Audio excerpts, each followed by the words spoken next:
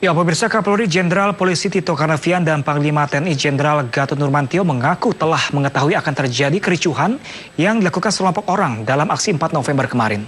Dalam bentrokan tersebut, ada 18 prajurit polisi dan TNI menjadi korban penusukan oleh perusuh.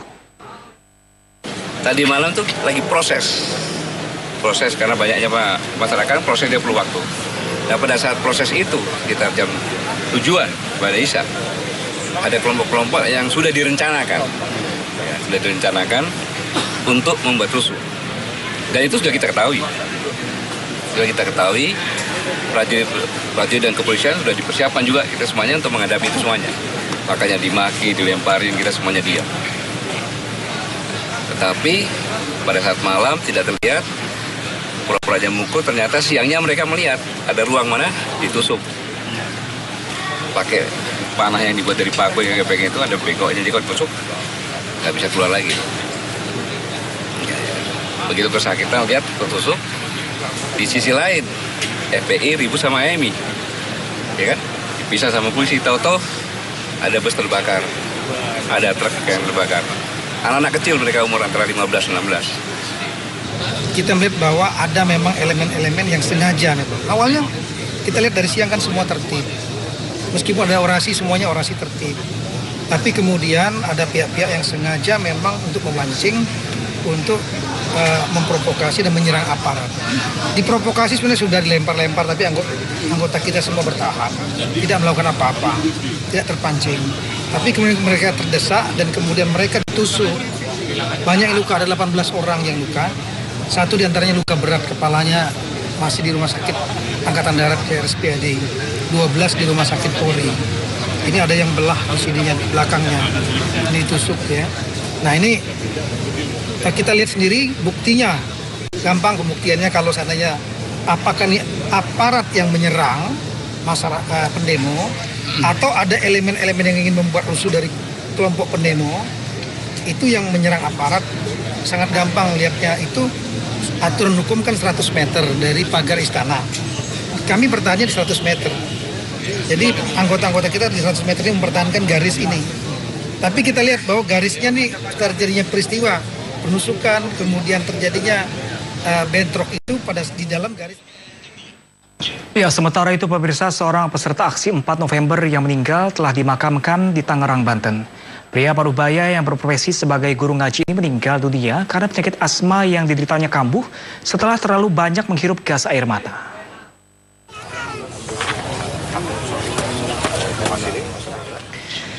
Setelah disemayamkan di rumah duka, Muhammad Syahri, peserta aksi 4 November yang meninggal, dimakamkan di kawasan Binong, Tangerang, Banten. Tangis haru keluarga dan kerabat mengiringi pemakaman pria yang berprofesi sebagai guru ngaji. 2 hari sebelum aksi damai bela Islam digelar, korban sangat antusias mempersiapkan berbagai macam kebutuhan untuk pergi ke Jakarta. Meski sempat dilarang oleh kedua anaknya, pria 65 tahun ini tetap bersikeras untuk pergi ke Jakarta. Pria Parubaya ini meninggal karena penyakit asma yang dideritanya kambuh setelah terlalu banyak menghirup gas air mata.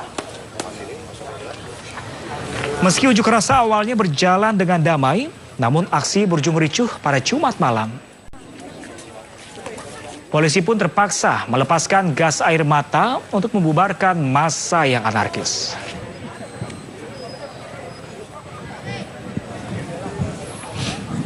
Karena memang yang harus ditekankan di sini, mereka yang hadir itu tidak semuanya dan tidak betul jika dikatakan mereka pure membawa politik. Itu yang harus saya tegaskan. Mereka hadir dari seluruh Indonesia membela, terketuk, tergugah semata-mata untuk membela kitab sucinya, insya Allah. Dari sejak ada penistaan agama yang dilakukan oleh, yang tidak sepantasnya diucapkan oleh gubernur, seorang gubernur sangat tidak etis, itu kita sudah. Ya, pemirsa, akibat kehabisan uang, 27 peserta aksi 4 November dari luar Jakarta dipulangkan ke kampung halamannya lewat bantuan Kementerian Sosial. Mereka pulang menggunakan transportasi darat dan laut.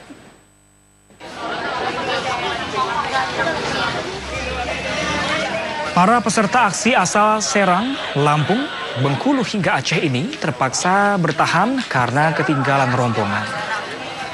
Sementara untuk kembali pulang mereka sudah tidak ada lagi atau tidak memiliki uang.